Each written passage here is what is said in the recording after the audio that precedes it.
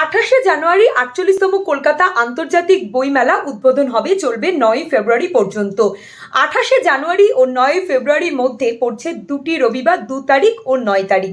আর এই 2 তারিখ ও 9 তারিখ রবিবার পড়ার কারণে রীতিমতো চিন্তায় ছিলেন যারা মেট্রোয় করে বইমেলায় যাবেন ভাবছেন, কেননা রবিবার শিয়ালদা ও সল্টলেক সেক্টর 5-এর যে মেট্রো সেটি বন্ধ থাকে।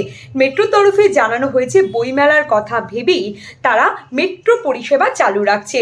অর্থাৎ রবিবার শিয়ালদা থেকে 2:15 ছাড়া হবে মেট্রো, চলবে রাত 9:35 শিয়ালদা থেকে সেক্টর 5-এর উদ্দেশ্যে যাবে এবং সেক্টর 5 থেকে 9:40 শেষ মেট্রো।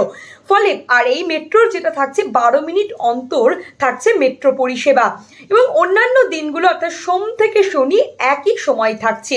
ফলে যারা শহর থেকে ও জেলা থেকে আসবেন, যারা বইমেলায় যাবেন তাদের জন্য সুখবর।